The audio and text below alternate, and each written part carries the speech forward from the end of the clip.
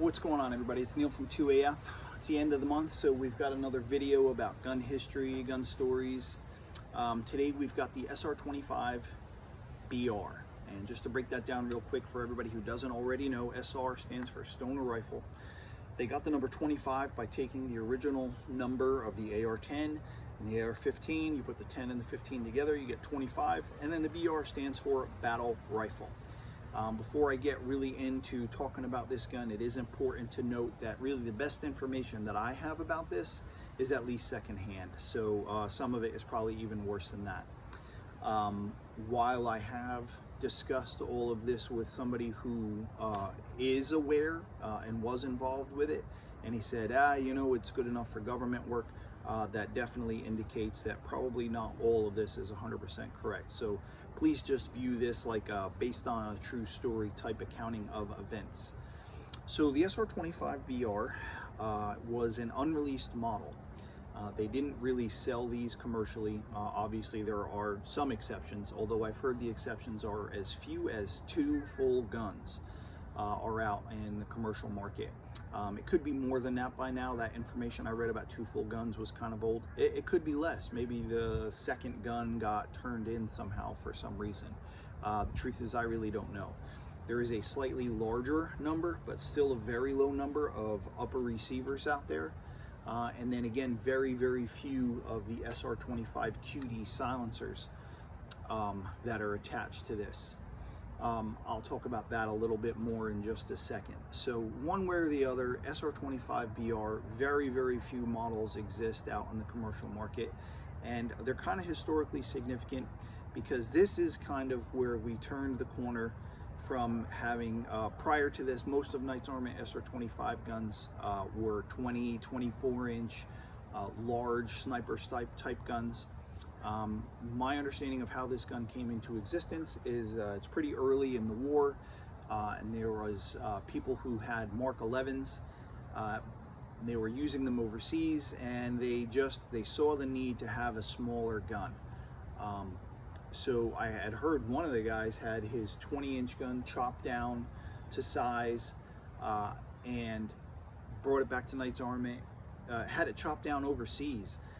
Used it and had it brought back to Knight's Armament to say, this is kind of what we really need right now. And so Knight's Armament started working on the SR25 smaller guns much more seriously, and that was known as the BR. So the BR, if I'm not mistaken, was made with both 16 and 14.5-inch barrels. Some of them had stainless match barrels, some of them had chrome-lined barrels.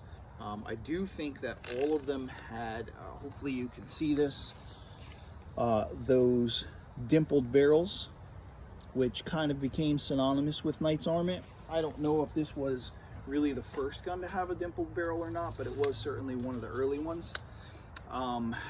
This particular model is a 16-inch with a stainless match grade barrel.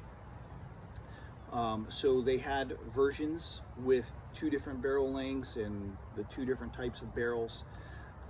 The SR25-QD suppressor that I mentioned earlier, I couldn't tell you about how it's made inside or the materials or if the welding is different, etc.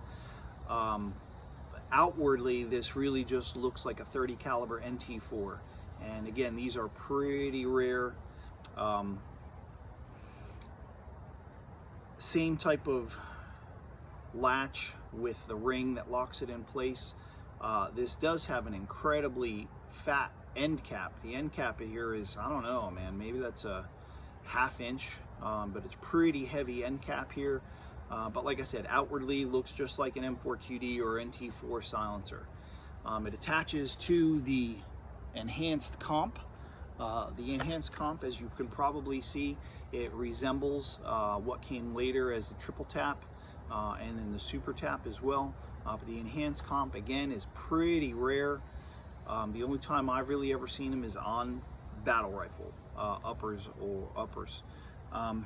It attaches the same way as an M4 QD or NT4, and then the ring goes around to lock it on. Other things about the gun, let's see, we've got an older model URX. So this is probably a pretty early model URX carbine. The rail is actually marked Vero Beach, but the gun, if I'm not mistaken, yeah, the gun says Titusville. The integrated flip-up front sights would come later. I think I might have seen one of these uppers available with an integrated flip-up front sight URX, but this one has the older model, of course, with the standard Knight's Armament flip-up front sight, 600-meter flip-up rear sight. It does have an ambidextrous magazine release, but that is really the only ambi control on the gun. The safety is just standard. The charging handle is not ambi. Keep in mind, this is back in the early 2000s, so there were very, very few companies, if any, but if there were, not many, building ambi features into their guns. That was something that Knight's Armament was part of pretty early on, and it's something we see as almost normal now to have ambi controls on guns. The charging handle is, while it's pretty, it's got some height to it, so there's more to grab onto.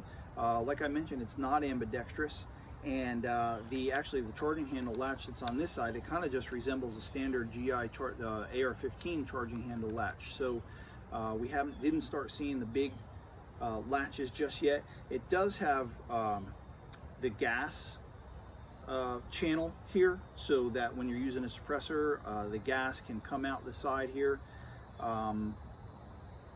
But aside from that, like I said, pretty narrow charging handle that is not ambi. The gun originally came with a stop mod stock. I changed that to the old carbine stock with Knight's Armament's QD attachment that they made for it and the Madsen pad. I also put the Night Force rings and the Schmidt & Bender short dot on top. I put all those parts and pieces on there to resemble pictures of the gun that I had seen at that time. Other interesting things about the gun, older style combat trigger guard. Of course, we have their two-stage adjustable trigger that's in here. That was pretty normal on Knight's Armament guns back at the time. The serial number on this gun is also interesting. If you look at Knight's Armament serial numbers on guns, they pretty much all have the KM prefix. This gun has the KA prefix. I have been told anyway that the KA prefix is reserved only for government guns. Also, the bolt that comes with it, that serial number is also printed on the bolt itself. You can see it right there. So it's got that same KA serial number prefix that matches the rest of the gun. It does have the SR25-BR marking on the lower receiver. Again, it says Titusville there. What else can I tell you about the gun? I'm the third owner of this gun. This gun originally came directly Knight's from Armament into the store that I managed for a long time. A guy I knew was talking on Silencer Talk, which was Advanced Armament's kind of website and discussion forum back in the early 2000s. And Knight's Armament had a presence there. They had their own page, and people from the company participated on the board. And so this guy that I knew, he arranged to buy one of these.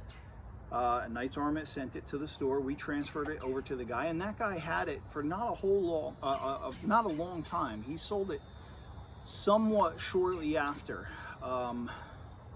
and he sold it to a long time, very good client of mine, who obviously we still work together with him, and so that client had it for quite a long time.